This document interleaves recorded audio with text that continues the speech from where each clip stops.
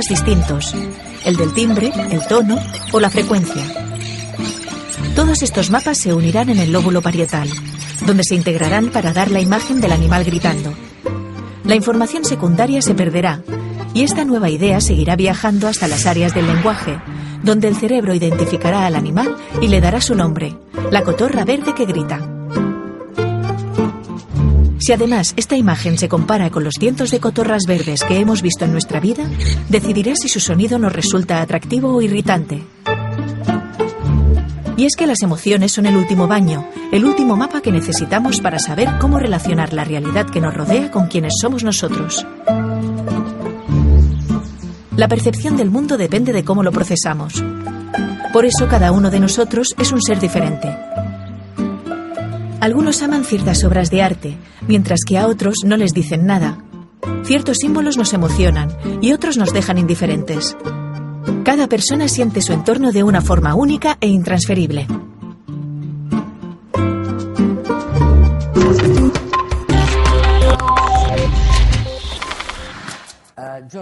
John, hay algo en lo que siempre pienso. Pasas la mayor parte del tiempo observando patrones, mirando qué cambios se producen en el cerebro en patrones mentales concretos, ¿no? Sí. Cada pensamiento que tienes, como pensar que resuelves un cálculo complejo sobre algo que ocurrirá, un recuerdo sobre una pieza musical o una obra de arte que has visto o escuchado. Cada uno de estos pensamientos está codificado con un patrón específico de actividad cerebral.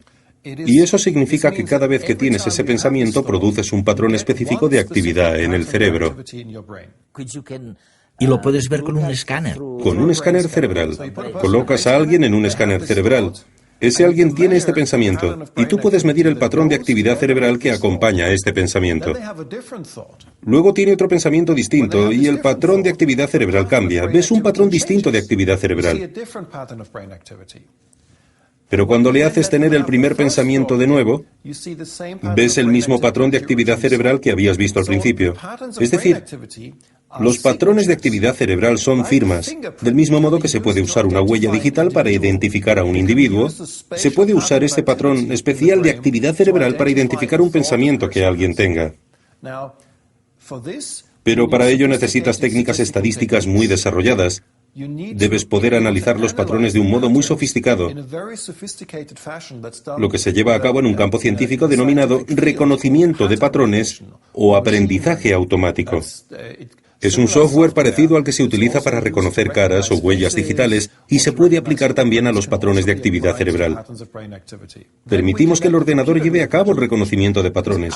Dado que nuestros cerebros son muy buenos reconociendo patrones, somos realmente buenos, pero los patrones de actividad cerebral son demasiado complejos para que lo hagamos con los ojos, así que hacemos que un ordenador resuelva este problema. Es increíble, oye. ¿Qué hemos añadido al conocimiento de los detectores de mentiras, por ejemplo? Gracias a tu investigación deduzco que ahora sabemos más para interpretar la detección de mentiras de una manera más científica de como solíamos hacerlo, ¿no? Todos conocemos los antiguos detectores de mentiras por las películas. Se llaman polígrafos. Miden el ritmo cardíaco, los conductos dérmicos, es decir, básicamente miden cuánto sudas. En definitiva, miden tu nivel de excitación, de nerviosismo. Eso es. Así que, cuando alguien te hace preguntas, el polígrafo te puede decir tu nivel de nerviosismo al responderlas. El problema del polígrafo del antiguo detector de mentiras es que se puede manipular porque, por un lado, puedes estar nervioso, por ejemplo, por la situación experimental. Piensas, me está haciendo una prueba y si me equivoco, quizás yo tenga que ir a la cárcel 10 años. Por supuesto, es algo difícil. Te pones nervioso solo por la pregunta y otra cuestión es que las personas pueden manipular su nerviosismo. Por ejemplo, si flexionas los dedos de los pies o piensas en cosas que alteran, puedes aumentar tu nivel de nerviosismo y por lo tanto hacer que parezca que estás nervioso. El polígrafo, el detector de mentiras clásico, es muy poco fiable. La solución es: no trabajaremos la mentira con medidas periféricas o indirectas de la mentira. Vayamos directamente al órgano que produce la mentira. Y ese órgano es el cerebro. Eso es. Vayamos al cerebro y veamos cómo el cerebro produce esta mentira. Y luego busquemos patrones de actividad cerebral que se producen cuando alguien miente. Ya veo, sí. Y entonces enseñamos a un ordenador a reconocer los patrones de la actividad cerebral para ver si ese patrón de actividad cerebral tiene el mismo aspecto que cuando alguien miente o cuando cuenta la verdad. Actualmente esto se encuentra en un nivel experimental. Hasta ahora no tenemos pruebas de que lo podamos hacer en una situación real, ya que cuando lo hacemos en un laboratorio se trata de una situación relajada. Son estudiantes. Les pagamos, dicen la verdad o no sobre cosas que no les importan, que no les preocupan. En una situación real, cuando vas a una comisaría o a un tribunal, si quisieras utilizar un detector de mentiras con resonancia magnética, primero deberías probar que esta máquina funciona en este caso. Tienes una población distinta. No son estudiantes. Frecuentemente se trata de sociópatas, personas con trastornos mentales. Y no se trata de si ganan 20 euros o no, sino de si van a la cárcel 20 años. Como puedes ver, el panorama es muy diferente. Y todavía debemos investigar mucho para descubrir si esta dirección prometedora va a funcionar. Y si algún día vamos a ser capaces de construir un detector de mentiras con resonancia magnética. Cada pensamiento, ya sea un razonamiento, un recuerdo o una ilusión, está codificado por un patrón específico de actividad cerebral.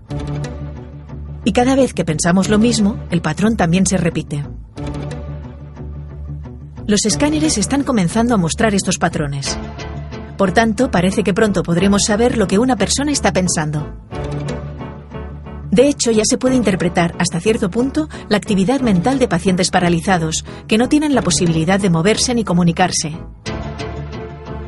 Quizás en pocos años podrán detectarse las mentiras o incluso controlar máquinas a través de la mente. Sin embargo, algunos científicos se mantienen escépticos sobre el futuro de este tipo de tecnología. Los experimentos llevados a cabo hasta el momento no pueden extrapolarse al estudio del cerebro en la vida cotidiana. Y aunque los resultados obtenidos son significativos, tampoco son concluyentes, por lo que parece demasiado pronto para lanzar las campanas al vuelo. Finalmente, muchos cuestionan los métodos de neuroimagen en sí mismos. Muchas claves necesarias para entender los patrones del pensamiento podrían no aparecer en las imágenes. No podemos estar del todo seguros de qué es lo que en realidad nos muestran las fotos, ni de cómo debe ser interpretado. ¿Crees que nos dirigimos hacia una sociedad en la que leer la mente será muy fácil? La gente tiene esta fascinación inmensa y al mismo tiempo tiene miedo. Sí, por supuesto. Tiene mucho miedo. Sí, porque me gustaría saber lo que los demás piensan, pero no quiero que nadie sepa lo que yo pienso. Me gusta mi privacidad. Y esto implica un dilema ético. Por un lado, veremos cómo cada vez se usan más estas tecnologías, especialmente con pacientes, porque estas tecnologías se pueden usar también para ayudar a los pacientes paralizados, cuando no pueden moverse ni comunicarse. O podrían ser de ayuda en los descubrimientos del trabajo de Adrian Owen y Steve Loris, para descubrir si los pacientes en coma aún tienen actividad mental. Así que hay usos clínicos. Pero existen también otros usos en los que necesitamos un debate ético. Debemos pensar, ¿queremos esto o no? ¿Queremos usar un detector de mentiras y también se le puede dar un mal uso? ¿Queremos mejorar nuestra seguridad, por ejemplo, instalando detectores de mentiras con resonancia magnética en los aeropuertos dentro de 100 años? ¿Es lo que queremos? Necesitamos un debate ético acerca del uso de estas técnicas. Voy a plantearte una pregunta muy seria. Sí. En Facebook tenemos un club de fans. Creo que son unos 400.000. Gran parte del mundo hispanohablante, que son también fans de Redes, nuestro programa de ciencia. Y acaban de hacer una camiseta que te quería enseñar. Mira, dice aquí, ninguna de tus neuronas sabe quién eres ni le importa. Y mi pregunta es, oye, ¿es cierto eso que dice la camiseta o no lo es? La persona que inventó esta frase ¿estaba muy alejada de la verdad o tu investigación ha llegado a una conclusión cercana a este razonamiento? Es absolutamente cierta. Lo es. Y lo es porque tu mente no es algo que tenga que ver únicamente con neuronas individuales, sino con todo el cerebro. Es una propiedad de todo el cerebro. Necesitas el sistema entero. La neurona individual, evidentemente, no sabe nada de lo que hacen las demás, o sabe muy poco. Pero tu mente, tus capacidades mentales son algo realizado por todo el cerebro, no solo por neuronas individuales. Así que estas no saben quién eres en realidad. No saben quiénes somos.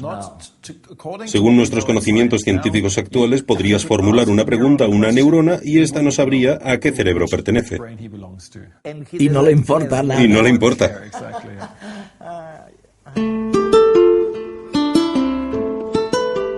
La neurociencia alterará lo que conocemos hoy por libre albedrío. Frank Tung.